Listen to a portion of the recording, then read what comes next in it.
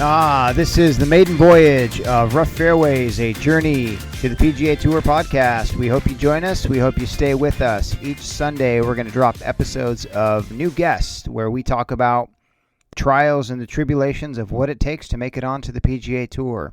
We're going to bring on some former PGA Tour players. We're going to mainly chat with a lot of college players and what they are going through right now as they prepare to hopefully reach their dreams of getting that elusive PGA Tour card. We started off with a junior from St. Martin's University. His name is Max Turnquist. We talk a little bit about the opening round of the Masters 2020. Enjoy. Bring him in. All right. Good. It's a good day to. He's still in the waiting room. Good day to open up the podcast here at Rough Fairways, a journey to the PGA Tour. Our first guest is going to be Max Turnquist. He's going to join us here in a minute. Did you finish your watching of your golf? Your precious alone time? I did. I was locking myself in the basement and watched a lot of guys tear up Augusta. Did you see Larry Mize shot 70? Yeah. He's 62 years old. Yeah. It's so great. He averaged. Longer isn't doing bad either, isn't he? Yeah. Like he's right around pars. There's Death, Taxes, Lee Westwood at the Masters, and Bernhard Longer at the first page of the leaderboard on day one. I swear, every year. Yeah, he's great. Yeah, Larry Mize averaged 247 yards off the tee. Oh yeah, there was a hole they were talking about. The differential between Bryson's drive and Larry's drive was like 87 yards. Unbelievable. And then Kevin Na, this is the craziest stat of the day. He hit 18 greens. He had 39 putts, and he shot 73. 39 putts? That sounds like my round. Like, how do you feel good about that round? No. Well, I mean, who was it that said it? Was it Lee Trevino said, you can give me an average golfer, put it up. I pick on the green where they start. They don't even tee off, and they still won't break par. I just think that's silly. Like, you feel good because you're like, well, my ball striking was great. I hit 18 greens, but my putting sucked. But I only shot one over, and I'm still in the tournament. Wow. That's just, and then Tiger's lowest opening round in the Masters. It took him tied for his lowest opening in any major. Yeah. Is that a bad omen? Because Tiger always. I mean, so his 4 lowest rounds in a major, 3 of them he tied for 4th, and the other 2 he won. So, gosh, man, it makes me nervous as a golf fan, as somebody who wants to do well for Tiger. I'm going to bring Max in here right now as we do this. Hopefully, Max can get us in here. I think I hear Max. Yep. All right. What's up, Max? How's it going? Pleasure to be on. Yeah, thanks for joining. We were just talking about Tiger's opening lowest round at a 68. Are you a Tiger fan? I am. Why is that? It's just honestly for me, it's just seeing all the way he's changed the game of golf is just amazing to me. And so I've been infatuated with that ever since I could, really recognize what he was doing. And when did you recognize what he was doing? And, you're 20, right? Yep. Yeah. See, so I was a fan of Tiger when I was your age. So it's interesting to me what you see now as an, Tiger's an older player. What do you see now? So I really started to understand Tiger at, right at the end of his career, right when he won the 2008 U.S. Open on one leg. And from there on, it was just, I see what Tiger did through research and, going back more and looking at the 97 through probably 04 region, where you guys saw it more as live, and you understood the attention around it at the time. Do you think it was different for him? I mean, do you think it'd be different if he never took, all those years off a couple years ago? And I think that was what brought a lot of people who were younger into being fans of his is they grew up with the Rorys and the younger guys, and then to see Tiger come back and to see all the guys that they maybe grew up with turn into fanboys for Tiger when he came back, I think helped a lot of people more get to know him. Yeah, I would say that had a pretty good effect on that as well. How'd you get into golf, Max? Did your parents play? Yeah, my dad was actually a golf course superintendent at Meadowlawn you're Golf lucky. Course in Oregon. Very cool.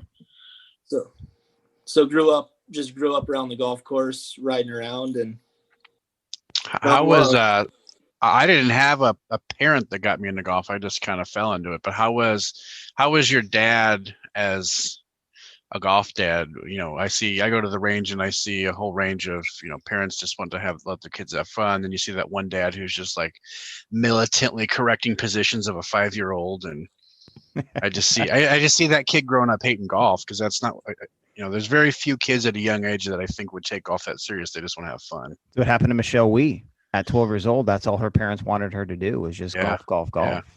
Yeah. What are how was your dad as a golfer? He never really got into the actual swing. That was always left to Kevin from the age of 9 on, my swing coach. But his big thing was to not do anything quote unquote stupid when I was playing golf. He was into the, laying up and the course management side of things. Nice. From a young age. There is no laying up in golf, Max. You know that. Come on, man. So your dad was a superintendent. Did he ever play rounds with you? Yeah, we played a lot growing up until he always liked to play, because he was a pretty good player. I think he got down to a 1 or 2 handicap at one point. But then I beat him for the first time when I was 12, I want to say 12 or 13. How good was that, huh? That was so fun. And then from there on out, he kind of tried to stick to watching me play more than playing himself. Do you remember what you shot when you beat him? I don't remember. If I had to take a guess, it was mid 70s somewhere. That's awesome. So you've been, Kevin's been coaching you since you were 9? Yep. He's been coaching you for 11 years. 11 years. So Kevin and I have known each other about 11 years. So I think that if the math adds up, are you one of Kevin's first students? I was one of his first students when he moved up to Yakima. How did you meet him? I met him through Apple Tree. My dad was actually just getting out of working there at the time. But was going to take lessons through somebody, and he had just came up, and he was really, of the 3 people there that were teaching at the time, he was the only guy that was willing to take on somebody that young. Wow. And it's just clicked, and here we are. Was he willing to take on someone young just because he saw you, or was it kind of like you tried out for him, or did he kind of take a lot of kids on? I can't remember. He didn't take a lot of kids on at the time, but I think it was more of a, we met and maybe had a first lesson, and then he was like, yeah, like I'm willing to continue to teach. And yeah. Nice. Max, when did you know you were good? That's a tough question, just because, there's days that you still don't think you're good. That's a loaded question. It is. But I guess the first time that I really felt like, I could compete with everyone or with a lot of people was probably at the age of 15. I played in a junior tournament and ended up winning, beating the whole field. So beating people that were 17, 18 years old. And that was, I guess, when I finally was like, okay, and had some self-belief in what I was doing. Sure. Was that your first tournament? No, it was. Okay. It was a ways down the road, but it was the first time that I actually really was in a competition and broke through, I want to say. Sure. So what gave you the belief is that you beat everybody. Is that it? Or did you, was there something that just clicked in your mind saying, well, gosh, I'm pretty good at this game. Let's see where I can go. Did you have like the aha moment, or it just beating everybody gave you that boost of confidence? No, it was more of, I think it was more of the fact that down the stretch of the tournament, I knew where I was, and it was just the love of hitting shots under pressure and seeing them succeed. That it was almost not even that it was, I knew I was good, but it was, wow, I want to keep doing this and get back to this situation that I know now I can put myself into. Yeah, putting yourself in that pressure situation and then seeing yourself succeed. Gotcha.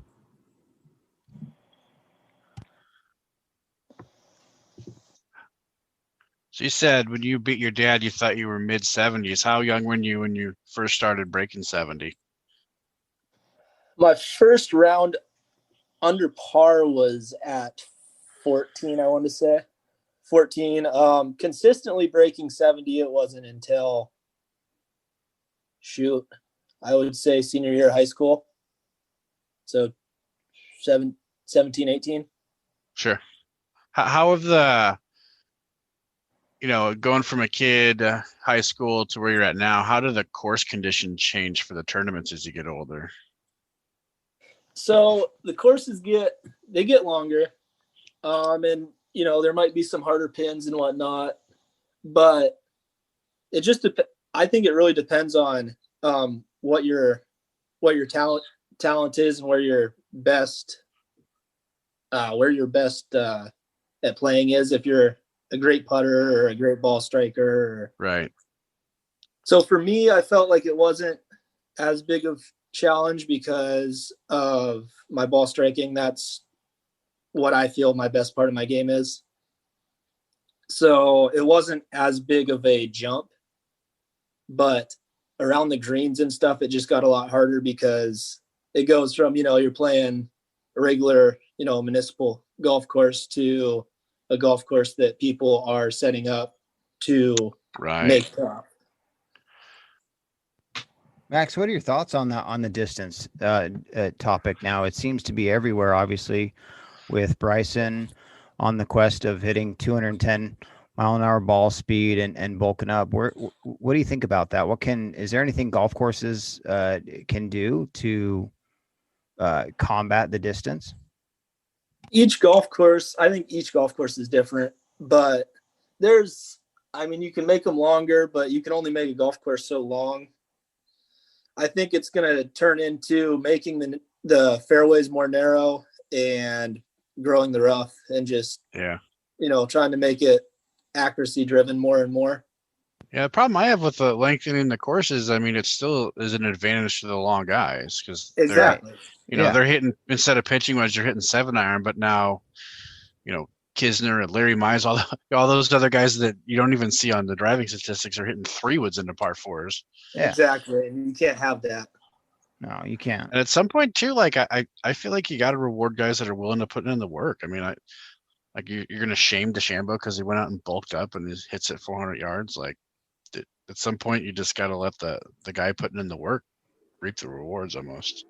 I think it lends the opportunity for golf architects to come into the conversation and be like, okay, well, I'm going to make you think on the tee on every shot. I'm going to make you question your decision, whether it be, do I want to hit 3-wood here? Do I want to hit driver? It's 270 carry, but then the fairway slopes from left to right, and then there's rough on the right. So what do you do?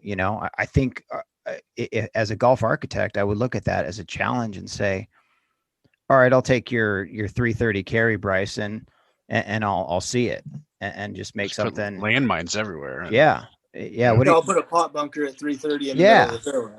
Yeah. Let's go back to, links golf, how it was supposed to be played. Right. Take me, what do you practice the most? I know you said ball striking is one of your high qualities. What do you spend the most time on? And do you practice more on range, or are you more of a just playing it on course kind of practice? So when I'm trying to practice my ball striking and more of the full swings, I like to be on the course.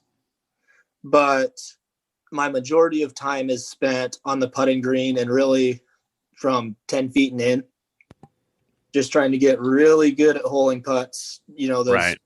par savers and the short birdie putts. You a good putter? I'm going to say yes, just because you got to have the belief in yourself. Yeah. It's definitely my worst asset. Okay. But that means you're just going to get better at it. Exactly. That's the place I'm trying to improve the most this off season, for sure. Yeah. But I feel like the belief's a big thing. So yes, I am a good putter. Yeah, boy. All right, who's the in best? My head. Who's the best player on your team? I would have to say it's myself or a fellow guy from. That's the correct answer, Max. That's exactly what I was looking for. Hey, why is golf so difficult? Golf's so difficult because it's so hard to do something that you just did with your full body over and over and over, I think, and mentally get into the mind frame of being in the same place every time. Do you have fun when you play? Like, what I mean by that is, we got into the game because we enjoy it. And then I found out as I got better myself and started playing in little amateur events, I didn't enjoy it as much as I thought I would. Like, do you have fun when you get into tournaments, or are you too focused and too just in the grind mode? So I feel like a lot of times you get into that grind mode and then you're not having fun. But when you're playing, at least for me, when I'm playing my best in a tournament and I really start to, start feeling good on the golf course, that's the most fun I can have. It's more fun to me than if I'm out just playing with buddies and having fun. So it's a weird thing because if you're not playing great, I feel like you're not having as much fun. But when you're playing great, it's the most fun you could possibly have on a golf course. When you're playing in a tournament, what do you think separates the guys at the top of that scoreboard from the bottom or the middle? Is it, is it ball striking, putting, fairways, greens? I honestly think it's the start that they get out to for the most part. Guys right now, there's just so many great players at all levels that if you don't get off to that solid start, which, I mean, that could mean 5 or 6 pars in a row, or it could mean being 3 under after 5. But if you have to abandon being patient early to try to move up the leaderboard, it's going to be a long day. Yeah, always chasing but the 8 ball. Yeah. You guys don't get caddies. It's been a long time since I've played collegiate golf, but I assume you guys don't get caddies. No, we do not. You ever play with a caddy? I have. Do you like it? Honestly, it's a yes to no situation. It's going to depend on the guy that's caddying, obviously, but I like it for the fact that it's just a free walk in between shots and, that sort of thing. It's easier to get your mind into a better place, I feel like. Kevin ever caddy for you? He hasn't. Oh, Kevin, come on. I'll have a conversation with him about that. All right. Any hole-in-ones? Never. No hole-in-ones. Okay. Well, you're young. It'll come. I'm 40 and I don't have any. Mike? None. I got a lot of really close ones. I have one I dunked a ball on the fly, shattered the cup, ball came out, flag fell over. It was awesome, but I was pissed. So. What's your lowest round, Max? My lowest round ever is 63. 63. What'd you feel? What did it feel like? It was super cool. It's actually a really good story. So we're out playing. I'm actually out playing with Kevin, and we're both playing along and go, all right, let's go play 9 more. So restart, go play the front 9. And I shoot 29 on the front. He shoots like 31, 32. And it's like, all right, we got to go play the back now. And get around the back. And I'm playing good. I know where I'm at. He knows where I'm at. and end up shooting 63, make par on 18, which is a par 5 at my home course. And Kev rolls in his putt for eagle. It's like, all right, cool. Go. We're adding up scores, 63. Look at Kev's score. He shoots 63 too. He just had to do that to you, huh? Couldn't let you have it. That's cool. It was on 27, kind of a warm up 9. It felt great, and said, let's go do this. Yeah. Were you nervous? Were you thinking about it, Max, or were you just playing golf? For sure. Okay, you were. For sure, I was thinking about it. Okay. You try to get it out of your head, but for me, I just couldn't do it that particular day. What's the most nervous you've ever been while playing? Most nervous I've ever been was actually the first tee shot at the Pebble Beach First Tee Open. Oh, you lucky dog. Pebble's on my list. How old were you? Yeah, I was, how old was I? 16 at the time. Okay. And I was playing with Gene Sowers in the Pro-Am. And first round, get up to the first tee and had a hybrid in hand. And it was, look down and you could just see my hands are just shaking. And it's like, I don't know where this is going, but hopefully it goes forward. And you know what, Max? That means you care. If you're For sure. not nervous, you shouldn't be on the tee. That's what I loved about golf. Is you get out there and it's an amateur event. It doesn't really matter, but it matters to you, and that's really what matters. Right. How do you we're older, so we didn't have all the fitness when we were growing up in golf, but how is it you think that's impacted and changed the game? And even when I was in college playing, I mean, we just ate like pigs at the cafeteria. We didn't, we walked and played, but there was no gym time. Do you guys have stuff like that and take nutrition seriously now? Yeah. Where I'm at, it's not as big a thing as far as we don't have super strict plans, but we're trying to get into the gym 3 or 4 times a week and just continue to build muscle, because that's where like we talked about the distance earlier, that's where the game's going. Right. That's true. Well, I'll give you another. He's Max Turnquist. He's a junior at St. Martin's University. That's in Lacey, Washington. He's from Yakima. He's coached by PGA professional Kevin Anderson.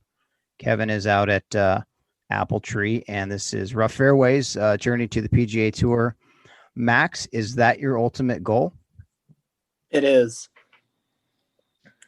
What are you going to do to get there? So right now I'm going to finish getting my bachelor's here. Decide with the whole COVID thing, I have a 5th year of eligibility if I want to come back for a master's. Oh, good. Play 1 more year. Good. So there's a possibility I'll do that.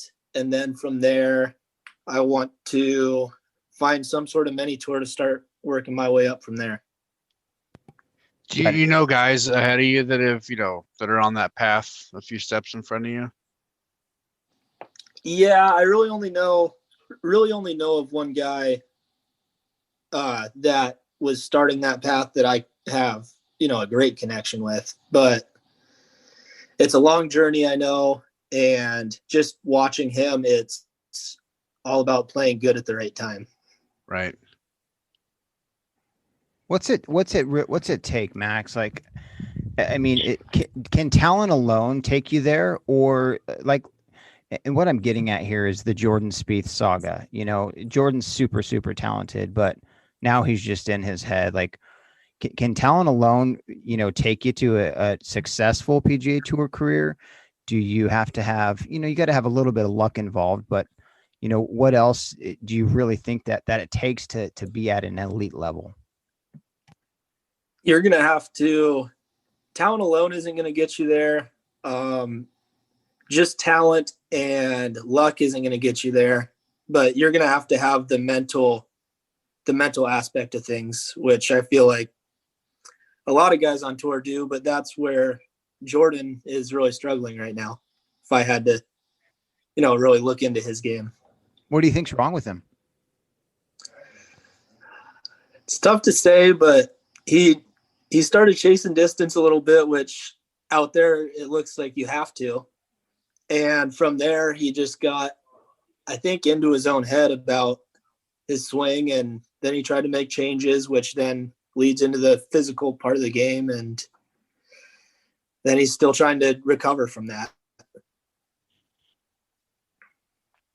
I think too. I mean, when he was on fire those couple of years, he was just putting lights out, and I mean, he's still a great putter, but I don't feel like I just see those automatic 30-footers and crazy stuff he used to drop anymore. I wonder if chasing distance took away from his short game and his time practicing on the green.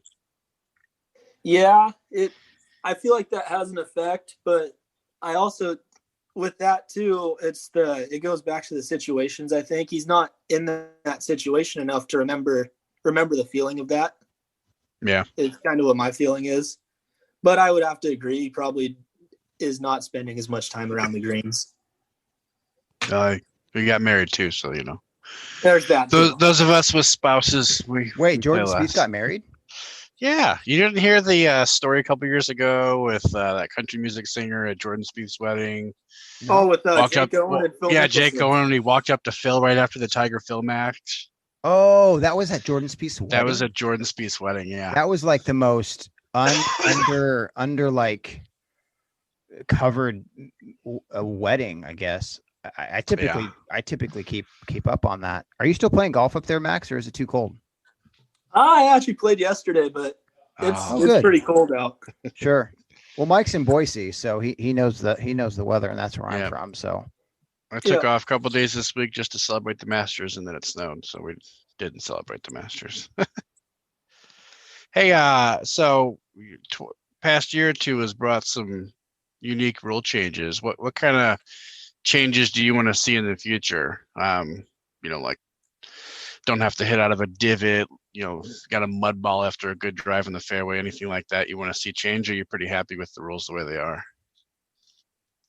I think the rules are pretty good the way they are. I think the USGA is actually doing a pretty good job at trying to, navigate their way through. The first rule change isn't always going to be the correct one, so there are going to be times they have to redo it. But if I had to pick one, it would definitely be hitting out of a divot in the fairways. Yeah, that just seems, I know it's part of the game, but that's always pissed me off, getting punished for it's pretty finding ridiculous. The fairway. I know it goes back all the way to, play it as it lies, but man, replace your divots or just, let's get us if we're dropping from knees now and we're bent over looking like we're, I would have to call it rubber the green, whatever, but yeah, it's kind of silly.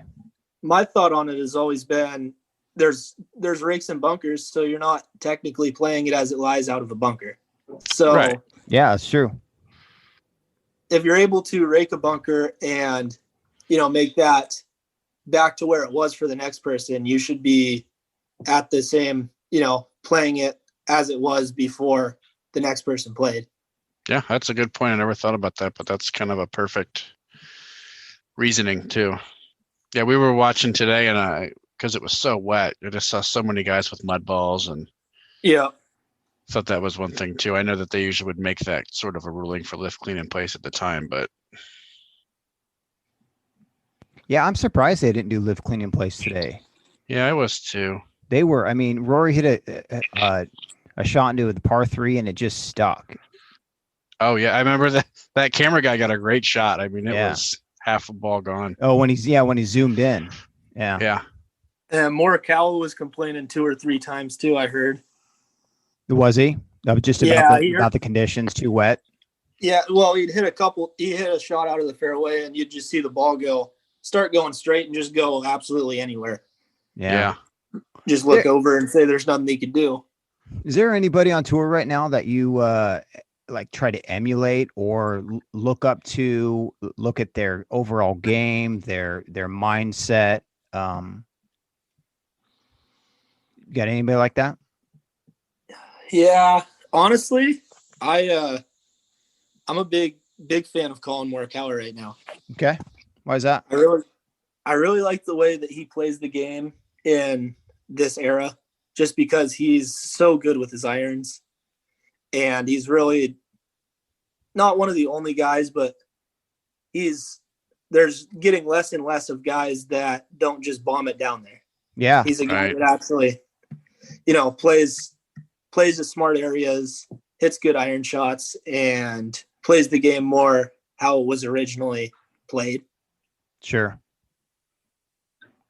So is that a shot at Bryson? No, I respect what Bryson's doing. I mean, if it's within the rules, gain every possible advantage you can. I mean, that's what you got to do these days. Sure.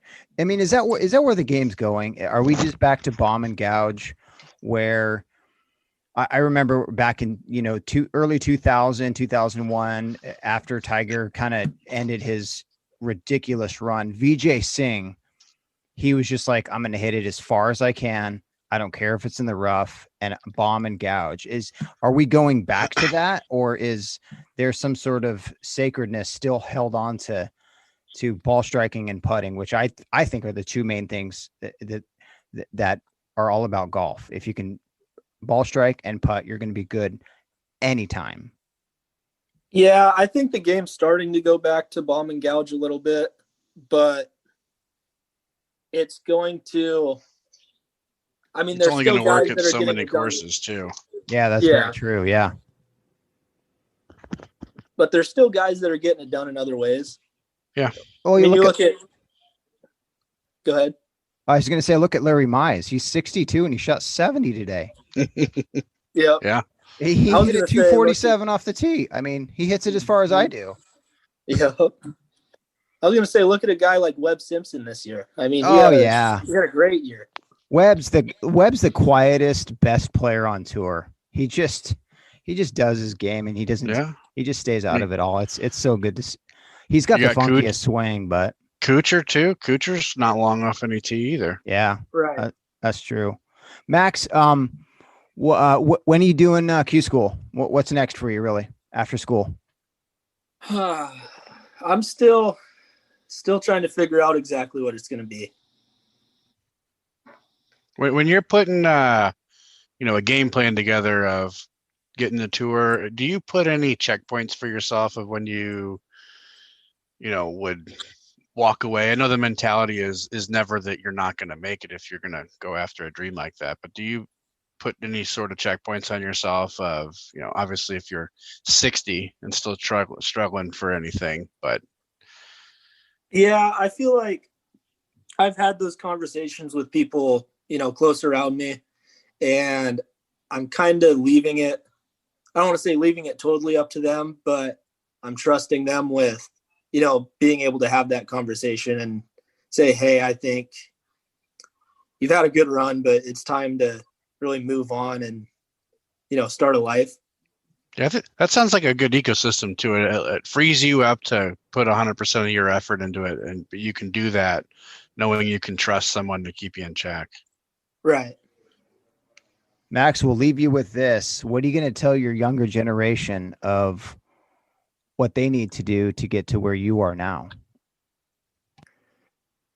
I would say, contrary to the popular belief of starting with distance and then finding accuracy, you got to find accuracy and you got to nail down the short game first. And from there, you're going to grow, you're going to get bigger, and you're going to eventually get distance. I mean, if you have that striking ability and the putting and the short game and everything, it's a lot easier to find distance than it is to find a good swing. Yep. Consistency wins.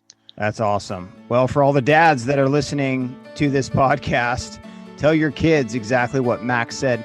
Max, thank you so much for coming on, and give Kevin a slap on the face for me, would you? Will do. Thanks for having me. All right, Max, take care, bud. You too. Rough Fairways is executive produced by Eddie Dunn and Mike Sells. Our thanks goes out to Kevin Anderson for setting this up, and of course, thanks to Max for joining us. Everybody have a great week, and please be kind to one another.